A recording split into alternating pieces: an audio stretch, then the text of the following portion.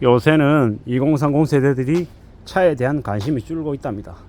예전에는 카푸라 그러고 욜로라고 얘기하면서 얼마를 벌든 포르쉐 끌고 벤츠 끌고 되게 최고급 시리즈의 차들을 마구 사댔는데, 이제는 경차 찾아다니고 중고차 찾고 아예 차 자체에 관심이 없는 이들도 늘어나고 있답니다.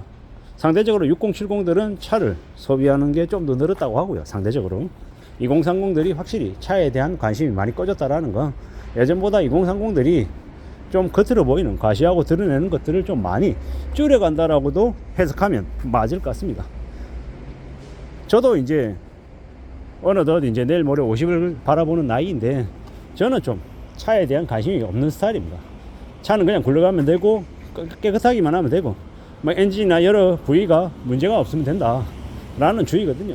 철저하게 차는 이동하는 수단인 거지, 차를 통해서 내가 누군가에게 좀 더 대단한 사람으로 과시하고 인정받고 존경받고 이럴 이제 대상이 아니다라고 저는 생각하기 때문에 차에 대한 관심이 별로 없습니다. 그냥 승용차면 됐고 그냥 무난하게 굴러만 가면 되지 않나 라고 생각한다라는 거죠. 근데 이제 저의 또 다른 친구는 아예 면허증 자체가 없습니다. 면허증이 없으니까 차를 끌 일이 없죠. 차를 소유할 일 자체가 없습니다. 그 친구한테 묻습니다. 너는 왜 차가 없냐? 그 친구가 대답하길, 나는 술을 너무 좋아해서 술을 많이 먹는다. 술을 많이 먹을 때 언제는 술 먹고 이렇게 휘청휘청 거릴 때도 있는데, 그럴 때 택시 타고 집에 가야지. 나 같은 사람이 운전하고 차를 가지고 있으면 거의 99% 음주운전할 것 같아. 그래서 내가 나를 못 믿기 때문에 운전면허증도 없고 차도 없다 라고 얘기하더라고. 조금 아둔한 건가 좀 답답하다 라는 생각이 좀 들었는데, 곰곰이 생각해보면 그 친구만큼 현명한 친구가 없는 거예요. 자기 자신을 너무도 잘 알기 때문에. 그리고 그 친구가 뭐라고 얘기하냐, 한국에 대한민국의 지하철이나 버스나 이 대중교통이 너무 잘 되어 있어서 너무 편하다라는 거예요.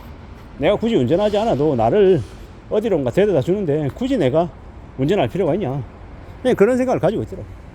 그 친구는 벌써 이제 운전면허증 딸 수 있는 나이를 훨씬 지난 게 꽤 오래됐죠. 지금도 그 생각에 변함도 없고 차를 사야겠다는 생각 자체를 안 하고 삽니다. 그 친구가 사는 모습이 자기 자신에게 잘 맞기 때문에 그렇게 지내는 거죠. 또 그 생각이 맞다라고 저는 생각하고요. 자동차가 필요 없는데 굳이 자동차를 소유할 필요가 있겠냐라는 겁니다. 저는 이제 제 개인이면, 제가 결혼하지 않고 아이가 없었더라 하면 저도 이제 운전면허증이 있어도 차를 소유 안 하고 살았을 거예요. 그리고 필요할 때만 렌트해서 썼겠죠. 근데 이제 가족이 있고 가족들의 생각이 저하고 좀 다르기 때문에 차는 무조건 보유해야 된다라고 하는 주의가 있어서 그래서 이제 차를 가지고 있긴 합니다. 하지만 이제 이런저런 생각들을 하는 거죠. 여러 가지 생각들을 해보건데, 젊은 청년들이 차를 구매하는 데 관심이 없다. 차를 구매하는 데 관심이 없다라고 해서 차를 사용하지 않는 건 아니고, 차를 사용하되 아마도 제가 볼 때는 차를 렌트해서 빌려서 쓰는 그런 수요가 예전보다는 많아지지 않을까라고 생각합니다. 좀 더 합리적인 소비를 하는 거죠. 굳이 꼭 차를 살 필요가 없다. 차를 사지 않고 빌려서 필요할 때만 쓴다. 이렇게 해도 괜찮겠다라고 그들이 생각한다라는 거죠. 저도 이제 그런 생각에 충분히 동의하고요. 요새 이제 가전제품도 구매해서 쓰는 거 말고 렌탈하는, 이제 빌려 쓰는 그런 수요도 있잖아요. 그런 형태로도 이제 차도 이제 바뀌는 게 아닌가라고 생각하는 거죠. 그리고 또 반대로 이제 6070들의 이제 차 구매가 늘었다라는 거, 그들은 아무래도 퇴직 이후에 경제력도 가지고 있고 연금이나 아니면 여러 가지 이제 고정적인 현금 흐름이 이제 확보되어 있는 사람들, 그들에게는 이제 나이가 좀 더 들었기 때문에 좀 더 안전한 차량, 그런 것들을 이제 선호하다 보니 좀 더 좋은 차, 좀 더 튼튼한 차를 사려는 수요가 늘지 않았나 생각하는 거죠. 그래서 아마 6070들의 차 구매 비율이 상대적으로 늘어났다, 그렇게 저는 이제 해석하는 거죠. 앞으로 우리가 살아가면서 우리가 겪게 될 많은 상황들이 기존의 모습하고는 좀 다를 수 있다라고 생각합니다. 다르다라는 게 잘못했다라는 건 아니고, 다르기 때문에 또 그로 인한 주변 변화들, 환경들, 상황들을 어떻게 해석하고 어떻게 또 받아들일지는 잘 좀 생각해야 될 것 같습니다. 그리고 그 변한 상황들을 어떻게 좀 잘 해석하고 잘 수용하느냐에 따라서 나에게 또 새로운 가능성과 새로운 기회와 새로운 돈 벌 일도 생기지 않을까라고 생각합니다. 앞으로 우리가 살면서 만나게 될 여러 가지 모습들에 하나씩 둘씩 적응해 나가야 되겠죠. 그리고 또 우리는 생각합니다.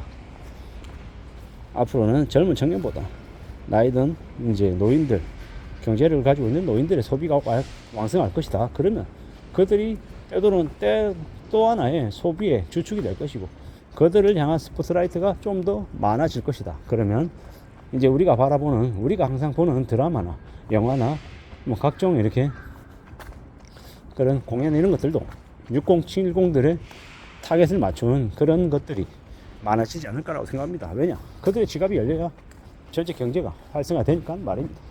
돈 없는 2030들보다 돈 많은 6070들이 좀 더 중심축에 설 것 같다라고 생각합니다. 이것 또한 이제 우리가 이제 맞이해야 되는, 받아들여야 되는 새로운 모습이다 라고 생각하면 좋을 것 같습니다. 앞으로 우리가 살아가면서 만나게 될 고령화의 또 다른 한 단면이다 라고 생각합니다. 저는 이제 중간에 껴있는 세대이다 보니 아래 세대와 위 세대를 보면서 이 우리의 세대 450 세대들은 또 어떻게 살아야 될까에 대한 고민도 가지고 있는 거고요. 저는 여러 가지의 생각들 중에서 이 450 세대들, 중년 세대들이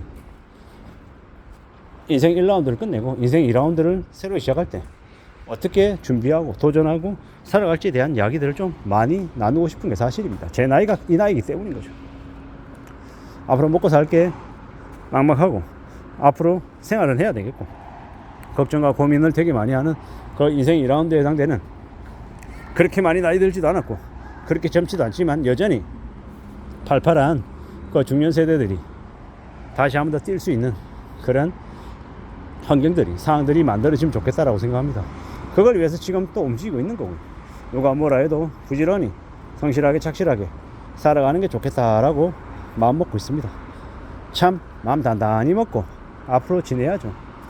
우리에게 여전히 더 많은 기회와 더 많은 시간들, 더 많은 숙제들이 놓여 있다라고 생각합니다. 그런 것들을 잘 받아들이고 하나씩 풀어나갈 때 삶이 좀 더 괜찮아지겠죠. 두고 보자고요. 천천히 마음 굳게 먹고 하나씩 둘씩 다듬어 나가고 익숙해지고 적응해 나가고 배워 나가고 하면 분명히 원하는 것들을 만들 수 있다라고 생각합니다. 잘 움직이고 잘 생각하고 잘 나아가야겠죠. 그래야 된다라고 생각합니다. 차를 구매하는 비중이 연령대가 2030들이 많이 줄어들고 6070이 늘어난다라는 거, 6070들이 소비의 주축이 된다라는 의미로 받아들이면 좋겠습니다. 이상입니다.